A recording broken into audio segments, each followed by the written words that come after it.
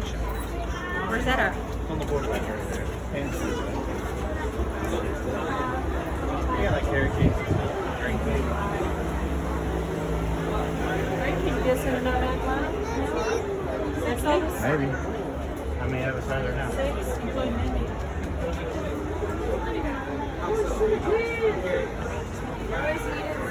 Yeah, we got one of these back.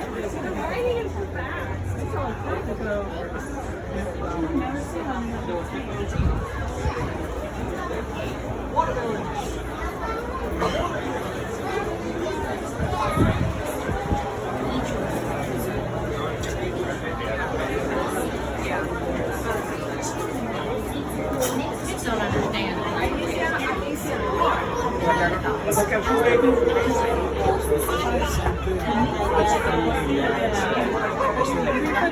How many of us?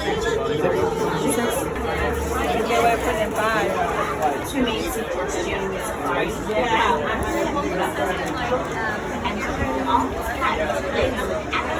Inside the vehicle.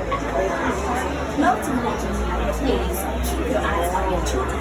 So please store any personal Don't forget to switch off the flash on your camera or phone.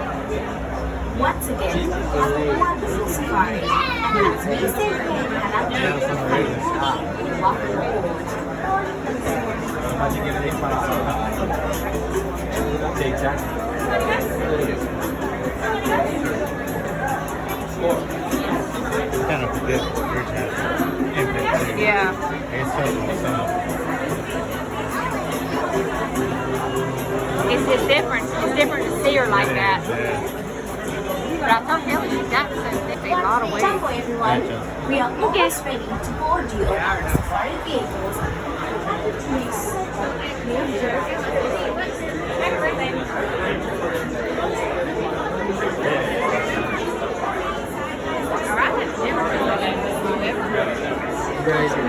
Recording.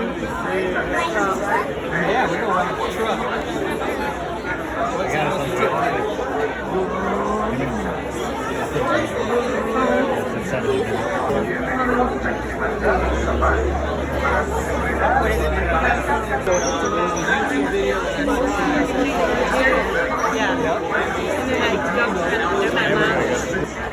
Because I didn't know, you know. Yeah.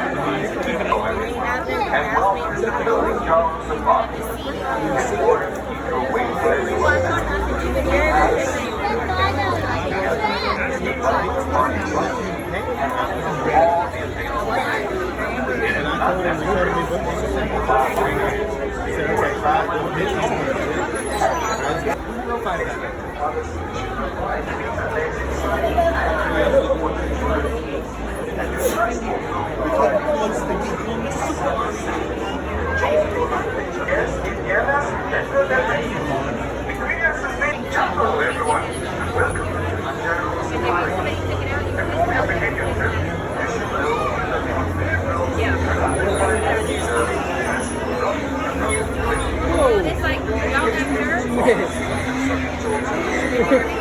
Y'all got shirts and everybody around here all said everything. It's like a big team work.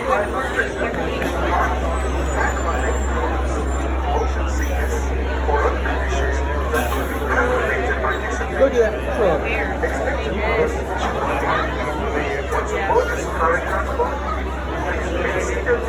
It's like a little crocodile.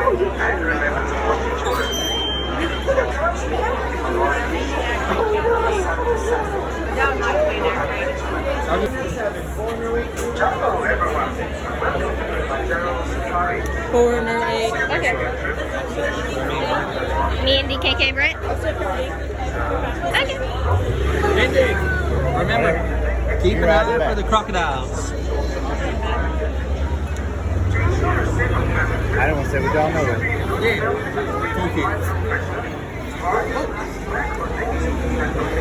You gonna get on this big truck?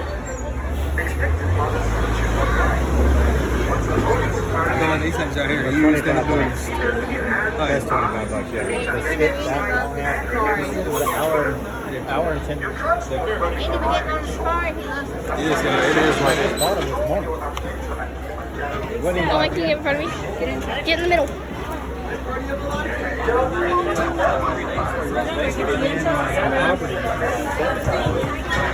Hey everybody, everybody is welcome. So welcome aboard. If you're sitting on the right, watch those hands, arms, feet, and legs. What's next here? Looks like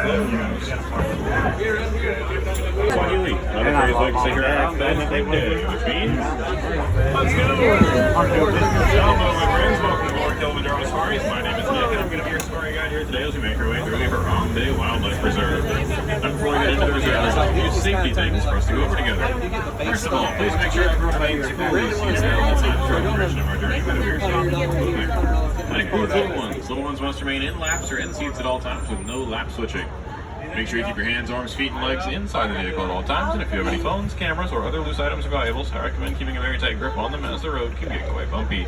And if anything happens to go overboard, we will not be able to stop the return at any time. Please keep in mind, my friends, this is a real truck, and I'm a real driver. We're going to see some real animals, and the road gets real bumpy. So if anything does happen to go overboard, please do not try and retrieve it. Just let me know, and we'll try and get it back to you as soon as we can.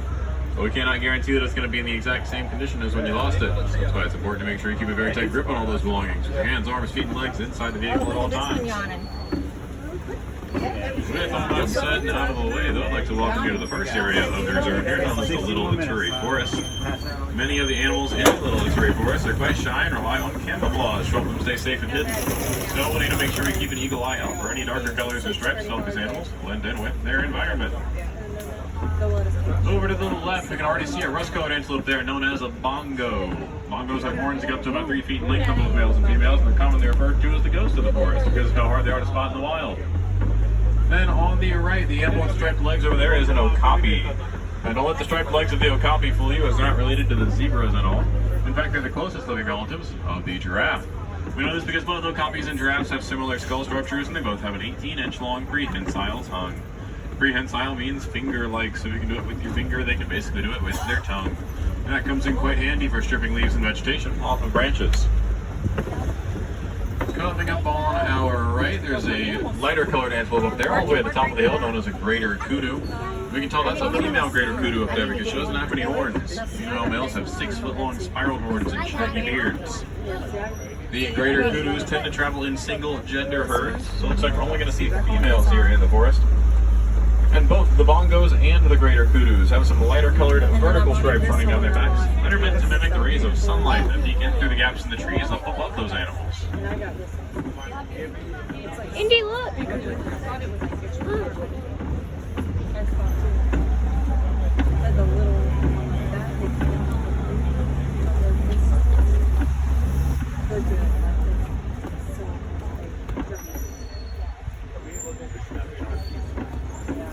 Over to the left, there's a large black and white bird. They're known as a saddle-billed stork. Saddle-billed storks get their name from that yellow saddle shape on the front of their bill. They don't have any vocal cords. They actually rattle their bills in order to communicate with one another.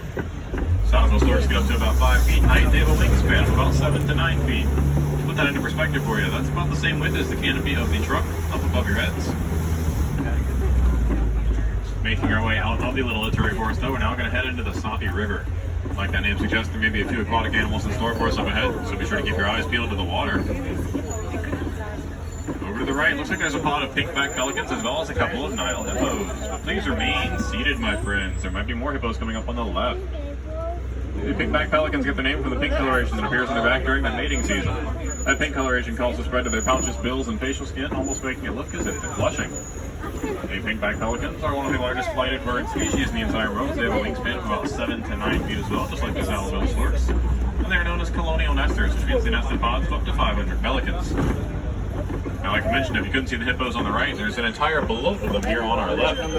A bloat is what you call a group of hippos, and the Nile hippos have their eyes, ears, and nose all located on the top side of their head, allowing them to remain almost completely submerged throughout the day, helping them to stay cool in the water in the hot African sun. Once they decide to fully submerge themselves, however, Nile hippos can hold their breath for several minutes, and they'll even close off their nostrils and pull back their ears in order to keep the water out. Trying to stay cool. Despite having quite large teeth, Nile hippos are strictly herbivores, which means they eat plants and vegetation. So if you find them out of the water, you'll commonly see them grazing on the grasses along the sides of the riverbed. A full-grown Nile hippo is just about as much as a car, which is about 5,500 pounds. And the term hippopotamus comes from the Latin phrase for river horse, because rather than swimming through the water, hippos prefer to run or glide along the bottom of the riverbed to help preserve their energy and remain submerged for even longer. These hippos are so well adapted to their semi-aquatic lifestyle that they can even fall asleep underwater. If a hippo falls asleep underwater, their bodies will subconsciously rise back up to the surface every few minutes to get a breath of fresh air, before re-submerging themselves back down to the bottom of the riverbed without that hippo ever having to wake up. Also on our left, though, keep your eyes peeled for the largest crocodilian species in all of Africa, the Nile crocodile. Each one weighs around 500 pounds and they measure anywhere from 16 to 20 feet in length. From time to time you find these guys with their mouths cracked open a little bit, and that's because Nile crocodiles are unable to swim. So in order to get rid of some of the moisture in their bodies, they can their mouths open, like the sun does While the Nile crocodile has one of the most powerful white horses in all of Africa, they can be surprisingly gentle with their jaws as well. Mother Nile crocodiles will even roll the eggs of their young around in their mouth when it's time for their babies to hatch. So I'll aid them in hatching by softening up their eggshells. Once the baby crocodiles have hatched out of their eggshells, their mother will continue to carry them around in her mouth for a little bit to help keep them safe and protected from any predators. Coming up ahead, looks like there's a large tree with a thick trunk known as the baobab tree. Baobab trees also get the nickname the upside down tree because, as you'll be able to tell, the branches kind of look like roots sticking straight up out of the ground. And as we wind our way down this hill, we're about to enter the West Savannah. So now's the time I'd like to point out that handy-dandy animal spotting guide located above your heads. As the West Savannah is home to many well-known African animal species, but there may also be a few that you've never seen before or never even heard of. With the animal spotting guide on your side, you'll become an expert animal spotter here in no time. Indy said, hey, why you stop? Looking out across the savannah, you'll notice it's a lot wider and more open than in the Little Terry Forest. There's a lot less trees and bushes to hide out in. That's because all the animals in the Terry Forest rely on camouflage to help them stay safe and hidden. The animals out here on the savannah are more equipped with speed and agility to help them stay safe and escape any threats.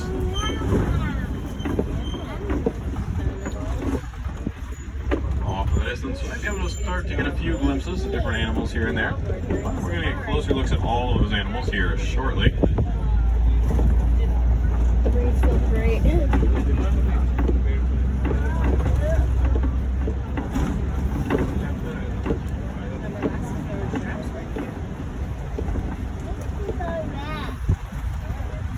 Looks like some of the first animals we're going to see here coming up on our left-hand side of those African painted dogs laying down in the shade tree there.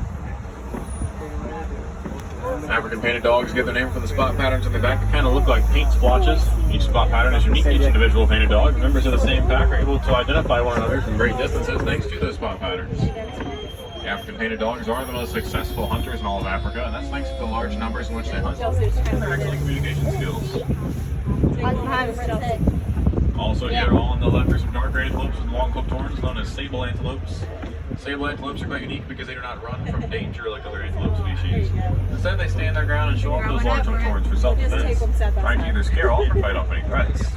I'm trying to record tonight. Sable antelopes She's are the never official been to emblem of the Harambe Wildlife Reserve, and they are known as crepuscular animals, which means they're mostly active in the early morning and late evening, hoping them to avoid any of the nocturnal predators here on the savannah. While the dominant male sable antelope leads their herd, it's actually the dominant female sable antelope leads the movement of their herd. And as we move our way through the savannah here, you might start to think to yourself, or you got Nick, where are these piles of dirt you keep seeing on either side of the truck? Those are the termite mounds. Termite mounds are made of saliva, red clay, and dung, and once they're hardened and baked in the hot African sun, they can become as hard as concrete, making them excellent scratching posts for many of the animals here on the savannah. Once those scratching posts get knocked over and worn down, though, they can also become excellent perches for different animals to stand on. For instance, predators like those painted dogs back there can stand on those perches looking out across the savannah for their next meal, while prey animals can stand on those exact same perches looking out across the savannah for any threats or dangers. They can try to keep themselves safe and out of harm's way. Oh, on the right, looks like there's a Maasai giraffe grazing on that tree. We'll try and get a better look at some giraffes in a moment. Up ahead, looks like there's some dark gray antelopes with shaggy beards, as well known as wildebeest. The wildebeest get their name from the Yeah, I already got it. wildebeest, and they are migratory antelopes that travel in annual migrations known as the Great Migration, in herds of up to 1.5 million wildebeest. That makes the wildebeest the second largest group of migratory mammals on Earth, second only to humans. Humans are the only mammals on the planet that travel in groups larger than these wildebeests. Whenever wildebeest migrate, they often do so in search of water, and during the most extreme conditions, they can even travel for about 5 days without a single Take drop of pictures and that send her. as they look out for the next watering hole. As I mentioned up ahead, these are the side giraffes. We can tell because the edges of their spots are a bit jagged and irregular. Especially if you compare that to the spots of the reticulated giraffe up on your spotting guide. You'll notice the reticulated giraffe spots are a lot cleaner and more geometric in their size, shape, and pattern, while the side giraffe spots are a bit more organic. These giraffes spend most of their day standing, as they typically eat for around 16 to 20 hours every single day. However, that may leave you wondering when they have time to sleep. Giraffes will actually sleep while standing, and they'll only sleep for about 30 minutes each day. What's even crazier than only sleeping 30 minutes each day, though, is splitting that 30 minutes up into short standing naps they'll take throughout their day until they reach the full 30 minutes. All the way at the top of the hill there on their right are a couple more of those baobab trees. Another nickname for the baobab tree is the tree of life, because for about 9 months out of the year they are made completely leafless as they prioritize storing water in their thick trunks. Their thick trunks can store many gallons of water in them, and during the drier seasons of the year, animals like elephants and rhinos can use their tusks and horns to puncture into those trunks and create a steadier supply of water for many of the animals on the savanna.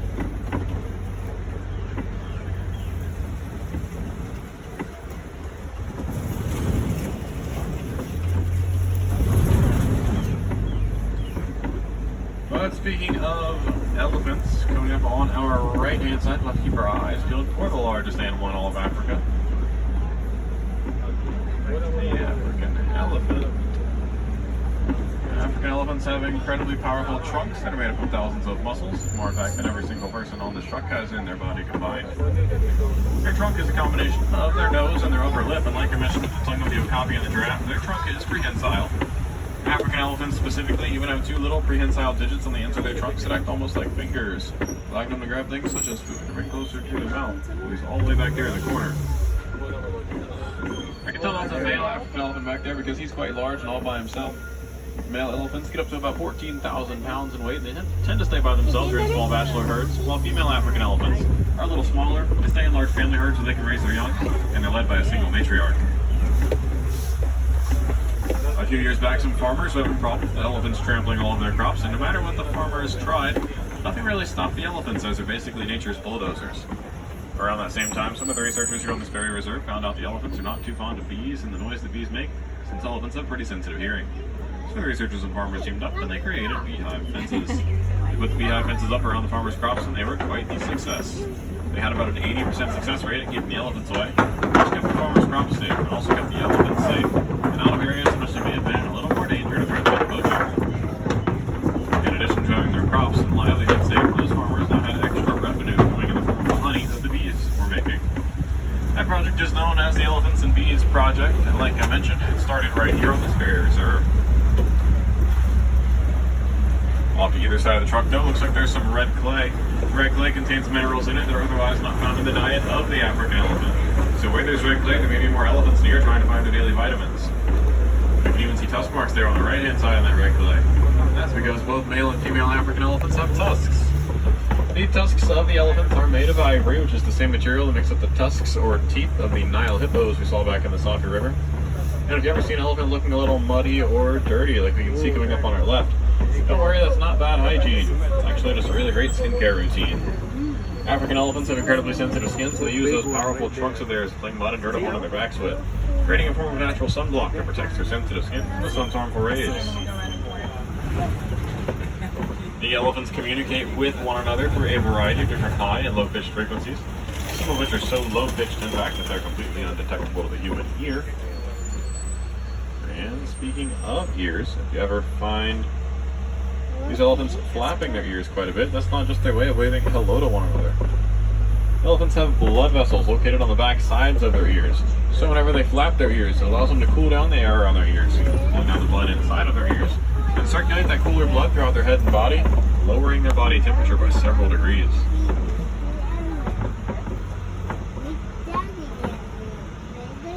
Like I mentioned, these baobab trees can become excellent sources of water during the drier seasons of the year. And while you may think elephants would drink that water through their trunk like a straw, that'd be about the same as you drinking a glass of water through your nose. So what the elephants will do instead is they'll suck water up into their trunk to store it there. They curl that trunk back around in their mouth, spraying water into their mouth like a hose in order for them to drink.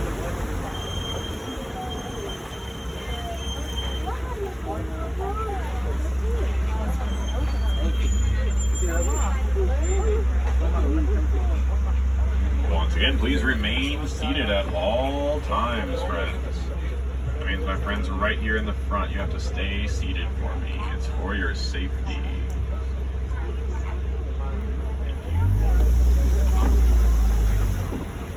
Coming up on the left is a flamboyance of greater flamingos. A flamboyance is what you call a group of flamingos, and the greater flamingos are the largest flamingo species, also the lightest in color. But speaking of color, if you ever find any gray and white or black and white flamingos down there near that suspiciously shaped island, those might be baby greater flamingos. Baby flamingos will keep their same black and white color for about the first 1 to 2 years of their life before earning their famous pink feathers. And flamingos get their famous pink color from the protein known as beta-carotene, which can be found in their favorite food, the brine shrimp.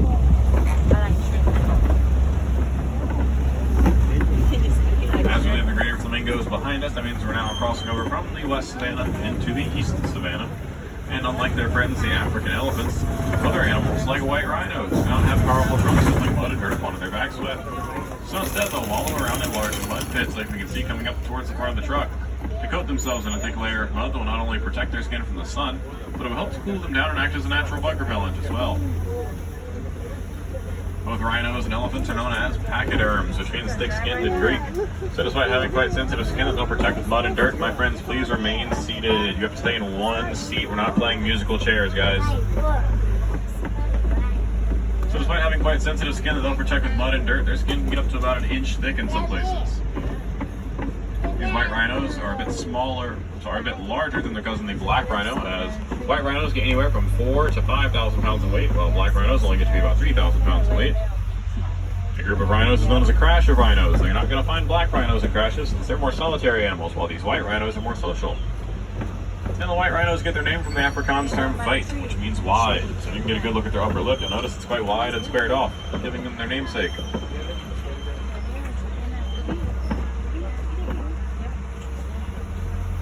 Also on the left, all the way up there on the hill, are the fastest land animals in the entire world, the cheetahs.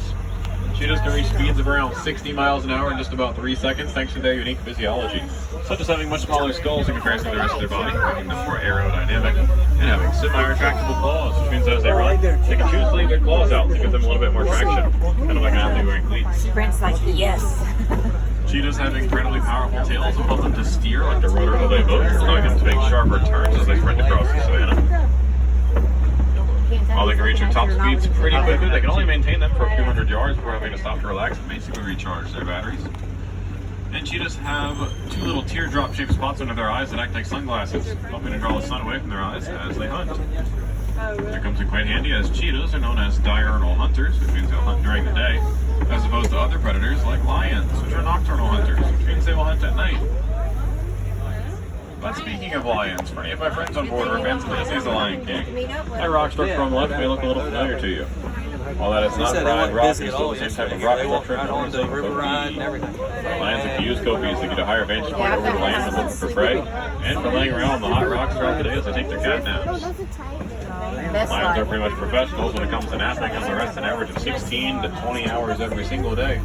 However, when they aren't resting, it'll be the male lions that stay home and do most of the child care and babysitting, while the female lionesses are the ones that go out and do most of the hunting for the prize. See, they know what's up. We can tell these lions on our left are still pretty young, as the mane of that male lion there is quite short and blonde. Male lions' manes get longer and darker as they age to help them attract female lionesses, and to help protect their neck and throat from any blows they may take from other lions during battle. Another difference between the lions and cheetahs, though, is that cheetahs are able to purr and meow like common house cats, while lions cannot. Instead, lions roar and make low chumping noises, and the roar of the lion is so powerful that at its maximum strength it can still be heard from about 5 to 6 miles away. On the left, there's quite a few burrows here which may belong to the largest burrowing animals in all of Africa, the warthogs. Although it looks like the warthogs might be down in their burrows at the moment doing a bit of renovating. Those warthogs will dig their burrows with their top tusks and their hooves, then back down into them with their razor-sharp bottom tusks left exposed, to ward off any unwanted visitors or predators. And over to the right-hand side, looks like there's a nest on the ground, and judging by the size of those eggs, looks like I might have found a clutch of ostrich eggs. The ostrich eggs are the largest bird eggs in the entire world, coming from the largest bird in the entire world, the ostrich. Each egg weighs around 3 pounds, which is roughly the same as 24 regular chicken eggs that you find in the grocery store. And their shells are so tough that a full-grown ostrich, so weighs around 300 pounds, will stand on one single egg without cracking its shell.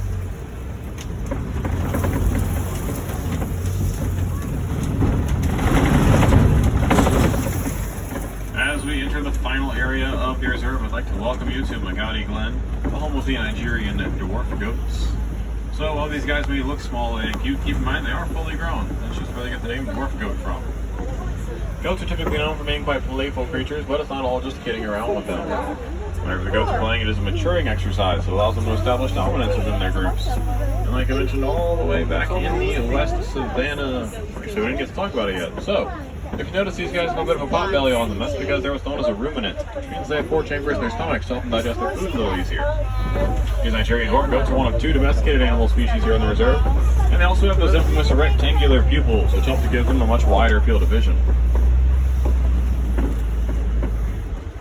Unfortunately, my friends, as we leave the Nigerian dwarf goats behind us, that does mean our safari here today is going to be coming to a close. But don't worry, if you're still hungry for more facts and all of your favorite animals and ways that you can help out with conservation efforts, there's still plenty of ways to expand your knowledge from home. Whether that's reading a book on your favorite animal, visiting your local library, or streaming one of the many documentaries over on Disney+. I encourage you to go out, take your favorite facts that you learned here today, combine them with your favorite facts that you learned on your own, and share them with your friends, your family, and your loved ones. Impress them with your newfound animal knowledge and get them excited about conservation as well. But speaking of conservation and streaming, one easy way that we can all help out is by recycling our old electronics. Batteries in our electronics contain a mineral known as coltan. Coltan has an infinite lifetime, meaning that it never goes bad. And it's commonly mined in many of the areas that our favorite animal friends who are here to be on the safari call home. So by recycling our old electronics, we can reuse the coltan that we've already mined, cutting down on the need for more coltan and coltan mining, and preserve the homes of all of our animal friends. Well, we should donate my tablet. And if you'd like to see a few more animal friends here today, once you get off the safari, I do recommend checking out the Gorilla Falls Exploration Trail if you haven't already. Because it is conveniently located right at the exit of the safari, and there you'll find other African animal species that we didn't see here today on our trip, such as their namesake, the gorillas, as well as some meerkats, naked mole rats. There's a walk-through bird aviary, some grevy's zebras, and golden monkeys, reptiles, bugs, amphibians, some more okapis, possibly a yellow-backed hiker or 2, which is pretty rare and elusive to be able to see as they are quite shy and skittish creatures. And there's even an underwater viewing area for the hippos. Other areas of the park you can visit to find live animals, though, are the Maharaja Jungle Trek, which is a walking trail over in Asia, the Feathered Friends and Blackbird Show in Asia, the Tree of Life Garden Trail, which is a walking trail on Discovery Island near the roots of the Tree of Life, and the Oasis, all the way back to the front of the park where you came in earlier today, where you may have seen some animals already, like the Reeves muntjac, baboosas, rhinoceros iguana, giant anteater, wallabies, or some of the bird friends up there like the geese and the spoonbills. On the Tree of Life Garden Trail, you'll find animals from all across the globe, like kangaroos from Australia, lemurs from Madagascar, cotton-top tamarins from South America. There's some small clawed otters from Asia, giant tortoises from the Galapagos Islands, snub-nabbed storks, lapis vultures, and even a giant shark catfish. And to see some more feathered friends and learn about all their unique adaptations, I recommend heading over to that Feathered Friends and Blackbird Show. If you're lucky enough, you might even get to be a part of that bird show, as the audience participation was a lot of fun over there. Lastly, though, at the Maharaja Jungle Trek, you'll find some Asian animal friends like Sumatran tigers, water buffaloes, giant fruit bats, Komodo dragons, lion-tailed macaques, and their own walk-through bird aviary as well.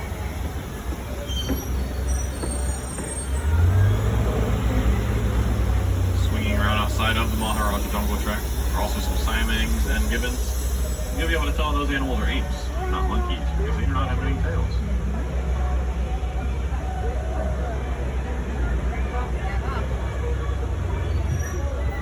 Looks like we are the next truck up here, though. To control all your next adventure, so I'll remind you to check your seats, check your roads, check your pockets, gather up all those loose belongings. You don't want to leave anything behind, as another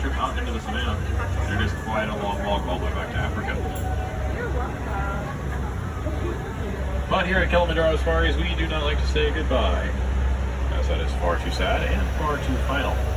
So instead, on behalf of everyone here today, once again, my friends, my name is Nick B. from Louisiana. I'd like to thank you for riding with me. Hope you enjoyed your safari. And I want to leave you with one final Swahili phrase, which is Kwaherini. Kwaherini means go well. So, go well, my friends. Go wild. Go enjoy the rest of your day here in Disney's Animal Kingdom, or wherever your next adventure may take you.